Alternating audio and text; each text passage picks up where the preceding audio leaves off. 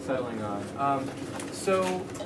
Thanks very much for inviting me. I really appreciate the opportunity to talk to you guys. I think that anytime somebody comes to talk to you about robots, ethics or law around robots, you should start from a point of skepticism, right? I mean, why are we talking about robots, right? And so a lot of the times discussions about robot ethics and robot law involve things like, when robots are self-aware, will they have rights? Or are Asimov's this fictitious set of robot laws adequate to deal with, robot autonomy? And that's probably not, in the short term, a very interesting question. We've been doing artificial intelligence in the United States at least since it was the term was coined in my alma mater in the 50s. And we've been doing it for all this time, and today computers and artificial intelligence are about as smart as insects. So the idea that anytime soon we're going to have, autonomous or really, really smart robots is not at all likely. And so my work is actually on the immediate commercial prospects and effects of robots, like that is in the near term. And what I wanted to convince you of initially is that this is an important area. So today my talk is going to be about various ways in which different kinds of robots actually implicate privacy. One thing I do want to assure you of, though, is that robots are increasingly going to be part of the mainstream. Okay, so there was an op-ed by Bill Gates a couple years ago called "Robot in Every Home," where he opined that we are at the point today with personal robotics that we were in the late 70s with personal computing. There are forecasters who, for a living, determine the size of an industry. They forecast that personal and service robots, so that's not military robots, it's not factory robots, but like literally robots like the Roomba, the vacuum cleaner in your house, and other kinds of things like that, will be a $5 billion industry within the next few years. Subsequent iterations have, and so just to give you a sense of perspective, sometimes you throw out numbers like, what does that mean? Yoga, that you probably have heard of, is a $6 billion industry. Okay, so this could be something that is really, really big, and that really the signs are all that it will be. And again, just in the next few years. And that's setting aside, incidentally, the fact that robots are widely used in manufacturing, they're widely used in the theater of war, and we are using more and more robotics in battlefields in Afghanistan and Iraq, etc. And more on the way. So also another question in your mind ought to be sort of something like, what is a robot? Like, what are you talking about? You know what I mean? Like, why, is that a special thing? Is it just a machine? How is a dishwasher a robot? What are you talking about here? I want to sort of crib from a definition from Peter Singer's work. He wrote Wired for War. If you're interested in the field of robotics, I highly recommend Wired for War by P.W. Singer. And his definition involves that a robot has to have three essential elements, and those are sensors, a processor, and an actuator. So what are those things and why? So a sensor is because it can't just be a dumb terminal. It's got to be something that actually takes the world in. It has to have a sensor of some kind. Radar, video often, but there's a whole range of potential sensors. MRI, sonar, all laser guides, laser finders, all kinds of different possibilities. But it has to have a way of seeing the world. Processor, because it has to actually have, notwithstanding my crack about the fact that they're as smart as insects, it has to have some onboard processing capability. Otherwise, you would think of a remote control car with a little camera on it as a robot. But we don't really think of that as a robot, actually. We think of that as just a little remote control vehicle with a sensor. And so it has to have some processing capability on board.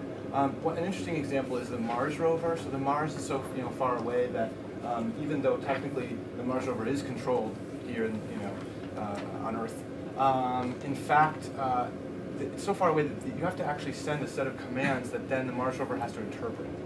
So it has to have onboard processing capability so that it doesn't drive off of cliffs or it's able to piece together things over time.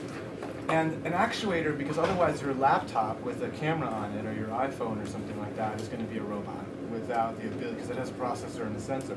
So an actuator is also very important. It has to be able to act on the world. And I argue in another paper, the one that you mentioned, Open Robotics, that ends up being a really interesting difference between computers and robots for purposes of liability, because computers can do all kinds of great stuff, but if something goes wrong, if Word freezes and you lose your term paper, you can't really sue Intel or Word, right? But if software can touch you, and there's a glitch, and there's a physical ramification, then often the courts will respond very differently. But if that's the definition of a robot, then it's not hard to see why robots would raise privacy concerns, almost by definition, right? They can move around and see things, process, and those are the component parts. And the purpose of this talk, which is from a book chapter in MIT Press called Robots and Privacy, and the book is called Robot Ethics, the Social and Legal Ramifications of Robotics, something like that. It's coming out soon from MIT Press. The purpose of it is basically an issue spotting exercise. That is, I'm going to talk about 3 different ways in which robots implicate privacy. And I'm going to try to do it in the next 20 minutes, so we have time for discussion. So the first major way in which robots, and this is everything from robots in your house, in your office, telepresence, drones, everything else implicate privacy, is that they actually greatly facilitate direct surveillance. They make observing easier. And in fact, outside of factories, one of the chief ways that robots are used today are for surveillance. Battlefield surveillance, intelligence, that kind of thing. Increasingly, incidentally, it's being used on the domestic front, starting with border control, but there are also pilot programs in cities where law enforcement are using drones and the like. Why is it interesting to think about a robot as distinct from, say, a camera? Well, it's just a variety of designs that you see go into robotics. Again, because the primary purpose of robotics is to facilitate observation, you see some really incredible things that differ, I think, in quality and certainly in quantity from what you had before. One is the ability to have drones that are, and these are unmanned aerial aircraft. I think you all understand what I mean by drones.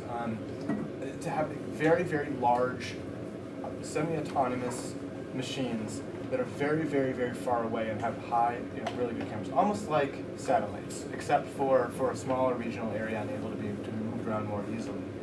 There are drones today that can be thousands of miles up and impossible to see with the eye, so you can sort of get this great rhythm. And they can stay up incidentally for days without having to come down and engage in surveillance. But then perhaps more interesting are really, really small. So one of them is large and far away. What about like really, really small and close robotics? And so there are robots under development under DARPA funding, this is advanced defense research funding, that are actually insects that have been fitted with technology that permits a camera and for the insect to be driven around. Okay, and this is, I couldn't make this up. This is like a real thing where they're experimenting with taking a cockroach, putting a little camera on it, and being able to guide this thing around like a remote control. There's also, the same thing has been thought about with sharks. Okay, and these again, this is because we want to see what's going on. We want to be able to do this observation. There's also robots that exist today in prototype that are so small that they can sort of fly up and perch on your windowsill and look into your house, and they can recharge by just perching on top of a power line. Okay, and there are many more examples. Another great example is robots that are able to climb up the sides of high-rise buildings. And that's another. They're not cleaning windows, they're looking into the building. Another really interesting thing that you might not have believed possible is there's actually shape-shifting robots under development. These are robots that, it's called jamming is the technique, and iRobot has a version, and there's a couple other research versions. This is actually building a robot that's made out of a pliable plastic substance, and by triggering certain motors and certain chemical reactions, you can cause the robot to get really small or to get really big. And the researchers that built it on purpose so that it could fit through small spaces, like for instance underneath a door. In addition to physical techniques of observation that are being created, there's also very interesting ideas around software. So for instance, in South Korea, they are they're building algorithms that permit robots to actually be more stealthy. That is, these are robots that have a program that if they're in a space with you, they know how to avoid you and make sure that they can see you and you know. Okay? So these are all basically just techniques that are being developed on purpose in order to make robots be better at direct surveillance. Now, I'm not saying as an ethical matter that surveillance is automatically bad. We use surveillance for all kinds of wonderful reasons. We use surveillance to make sure that our loved ones are okay, to make sure that our houses are secure, to make sure that people aren't committing crimes. There's nothing intrinsically bad about surveillance, but there's a deep literature in privacy that suggests that excessive surveillance can be problematic. It can make people feel overly observed. It can chill freedom of association and invade our lives in various ways. And so robots have that possibility of implicating privacy. A second and distinct way, I would argue, in which robots implicate privacy is by facilitating access to historically private spaces. So what do I mean by that? Maybe the simplest example is to look at research out of the University of Washington by Tamara Denning and Toyoshi Kono that looks at commercially available robots today that are used for entertainment or in order to make sure nothing's happening in your house, like sort of for house guarding kind of thing. It's like the Rovio and other commercially available robots today that actually connect to the internet. So these robots are in your house and you can guide them around or you can set them to sort of look around autonomously, and they can feed video and audio over the internet so that you can control them from there and see what they're seeing and that kind of thing, program them from there too. So what the Denning and Kono team did was see whether or not they could hack into this the way you might be able to hack into someone's computer. And it was easier to do than a computer in many instances. And not only were the researchers able to gain control of the video feed and actually see what the robot was seeing and hear what the robot was hearing from way outside the house, right? This is like, from the internet somewhere. They were able to identify specially what robot video and audio streams looked like so they could just pick them out as they travel over the internet. And they were able to gain control over the robot so that they could go look to see the things that you might want to see with the robot. And they were even able to do interesting things like, pick up the keys and drop them on a mail slot. You know what I mean? So if someone drives up to your house, and maybe the worst they could do is if you had an internal camera system, which I don't know, I don't have that, but some people do, I guess, is to sort of see what's going on in there. These researchers were actually able to manipulate objects and they didn't use this key technique dropping out the mail slot, but it's a pretty obvious one. What they did is they actually were able to find a key, put it on a table, and take a photograph of it so that they could later then recreate the key. But a more simple example would just be to drop it out the mail slot. And so that's access by vulnerability. Incidentally, these overlap sometimes. There was a really interesting case where our surveillance drones were hacked by insurgents. So that insurgents were able to see on their laptops what our surveillance drones were supposed to be showing U.S. soldiers. Okay, so there's an instance of surveillance and an access by vulnerability together. And so what I'm trying to say is that as these robots go into historically private spaces, like your home or your office or your car, it introduces new possibilities for access. Another way that access occurs, by the way, it doesn't have to be because of bad security. You think to yourself, like, well, Ryan, we'll just have better security. This is just a stupid thing, and we'll just have better security, and we'll have McAfee for robots, and we'll all be fine. Another thing I want to push upon, though, is that a fundamental principle of constitutional law, of Fourth Amendment, so against some reasonable search and seizures, and generally in privacy, is that with sufficient process, the government can always get at something. Okay, so for instance, you know how like those cars have an OnStar system that like you can hit the button and it's like, hey, hi, it's OnStar, how can I help you? People are aware of that generally, or your cell phone that you have on your person.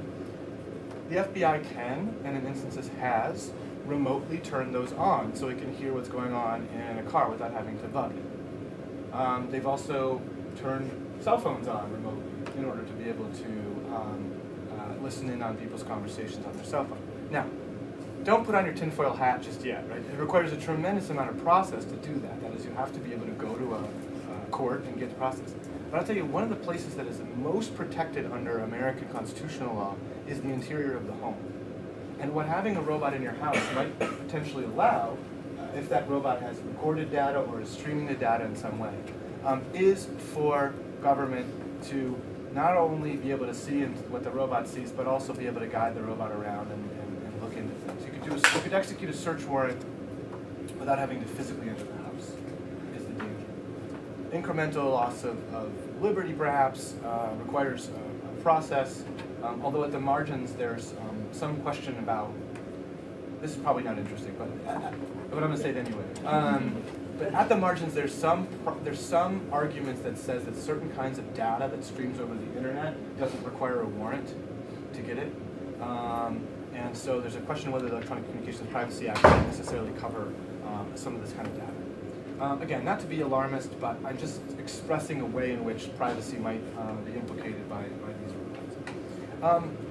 So maybe the third, though, and most interesting, and really in many ways most related to ethics or deep questions of ethics, that I will by and large avoid and skirt. But anyway, that may be the most meaningfully implicated, and actually maybe the most unique way in which robots implicate privacy is because they have social meaning.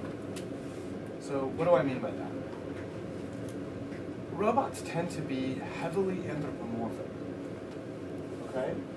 They're heavily anthropomorphic because that makes it easier for us to interact and engage with them.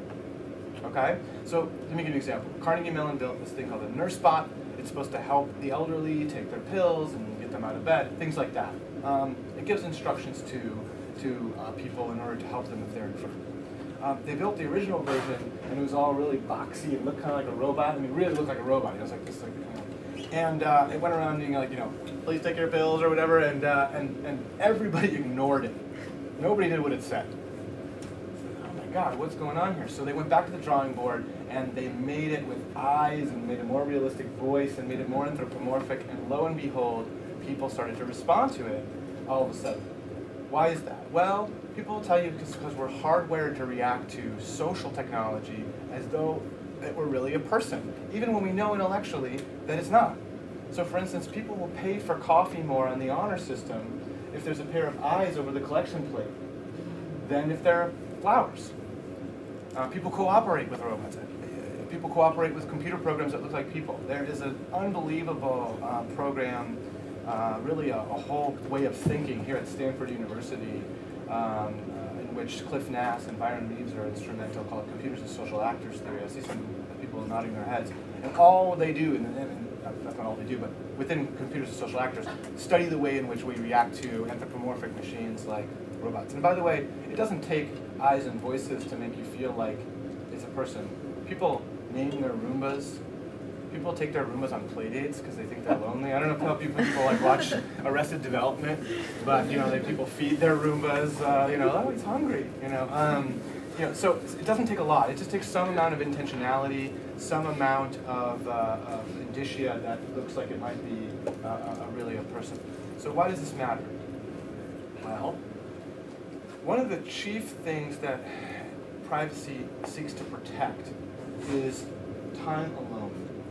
Solitude, what Alan Weston said, moments off stage, right? Time when you're not in the presence of others, where other people's opinions don't matter as much, where you can process, where you can be yourself, dance in your underwear kind of thing, right? I mean, so this is like a real value that privacy is said to protect.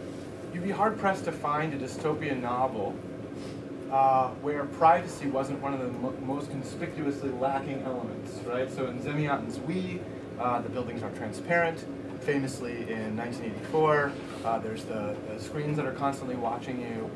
In Brave New World, the thing that is most repeated in the conditioning that you get when you live in this universe, the thing that's told to you in your sleep the most times, if you really pay attention to the descriptions, is that being alone is terrible.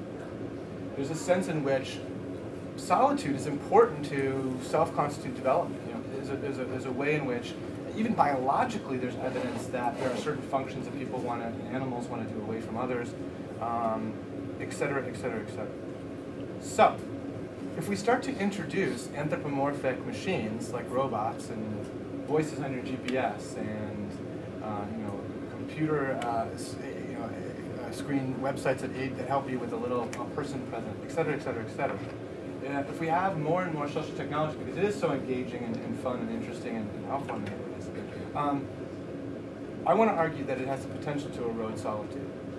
That is, you may not have those moments off stage. You may not have that time in your office with the door closed, in your car, in your home, where you don't experience the presence of another person because you have a heavily anthropomorphic machine. And so in a paper entitled "People Can Be So Fake," I argue at length that if you match up the values that privacy tries to protect and the trend towards more social anthropomorphic technology and interfaces, you have the potential to lessen opportunities for assault. Another interesting social meaning aspect of robotics is, B.J. Fogg argues this, and he calls it captology. Computers are just as good as people as leveraging the kinds of techniques you might want to do to persuade. Computers are very good persuaders. That is, computers are able to use all the things that humans use in order to persuade someone of something. So computers can make promises, computers can flatter, and we buy it, we totally buy it. You know what I mean? Like a computer, the more social they are, the more it's like that. Computers can get us to reveal more about ourselves by revealing about themselves. There are studies that show that, like, just something like computers saying things like, I was programmed in, 2002. How old are you? You know what I mean? Is actually far more effective at getting information out of people than just saying, how old are you? You know what I mean? And so there's, again, if you want to see more about this, computers as persuaders, is this work by B.J. Fogg here in Stanford. But although they can leverage many of the same important social techniques as people, they also have other advantages over people. So for instance, robots and computers generally, they don't get tired. They have perfect memories. They don't get embarrassed. Okay? So in an age in which we have to worry about harsh interrogation techniques, we might also need to worry eventually about robot interrogators. Now I know that sounds dystopian, but does it sound any more dystopian than holding people underwater? So there are dangers in terms of giving people to give up information that flow from the ability of using anthropomorphic technology. And I want to say that has to do with the social meaning. You might link it up with direct surveillance. That is, it does increase our capacity to observe. If by observe, you also include interrogate. But I put it in this category because it leverages this unique social meaning. And then, sort of, as we get to the more plausible to the less plausible, as time goes on here, I'll give you the least plausible, but in many ways the most interesting aspect of privacy in robotics, which is that I believe that robotics eventually will create an entirely new category of privacy that we might call settings privacy. So what do I mean by that? You have all kinds of appliances in your house that you set certain ways. Your thermostat, your dishwasher, your coffee machine.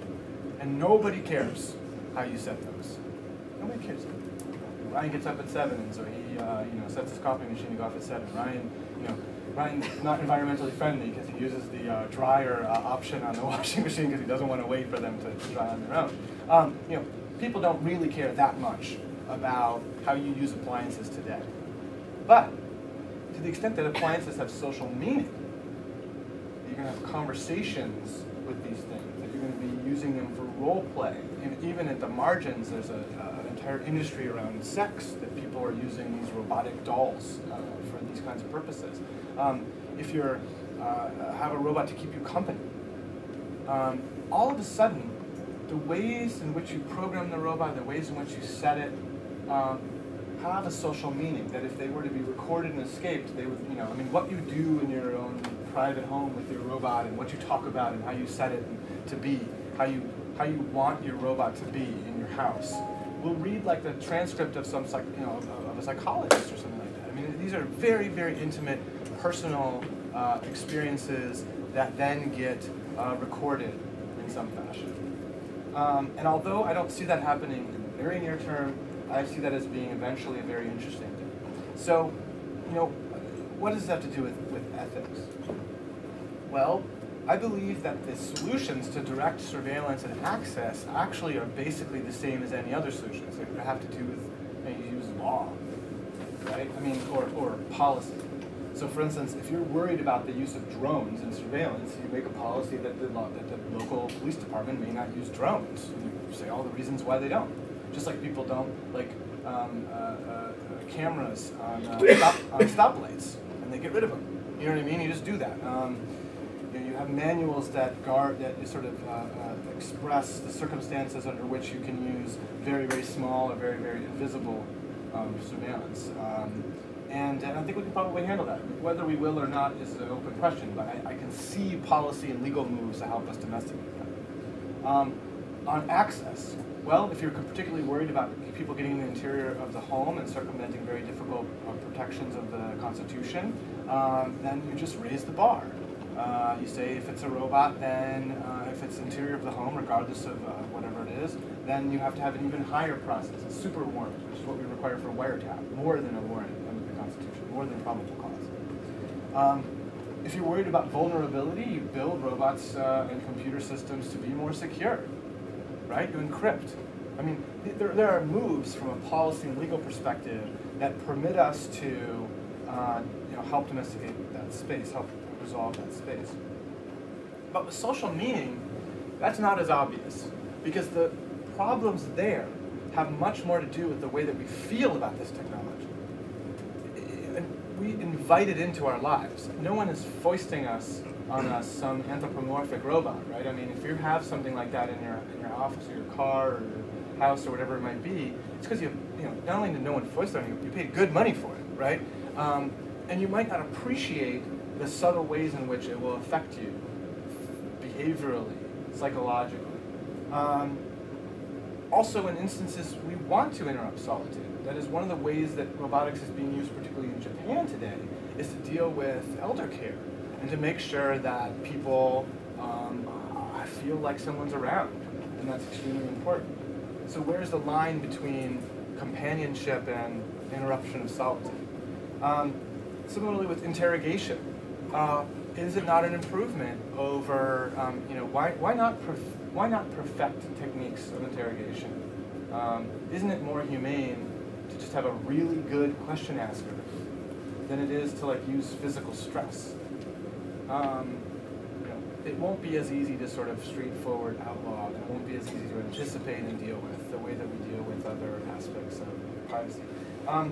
And so, basically, I'm raising these as three interesting issues that robotics will, I think, in the near term, or already does, raise. And I want to push you to think about,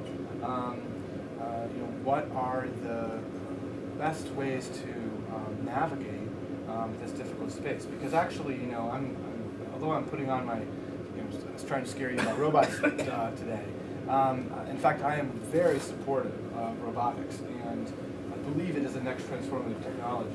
I've written a paper that suggests that we ought to immunize robot manufacturers in some instances in order to foster growth in the field. I organize National Robotics Week, which is a celebration, essentially, of robotics, and we have a big flagship program at Stanford in April that I encourage all of you to check out. We had thousands of people come last year, and dozens of manufacturers of robots. I think robots are going to be great. It's hard to even think about a major problem that the United States has had that robots haven't been either involved in fixing or could have averted. Now, that sounds like a really serious statement. Like, what the hell are you talking about? But if you think about it, like the oil spill, right? It was iRobot robots that went down there to figure out what was going on and give us some clarity. When you think about the mining accidents, well, there are robots under development by MIT that would be able to do many of the functions that miners do today down, in the trenches, which would not necessitate human beings going into dangerous places like that. There are many other examples. I'm sorry, another example.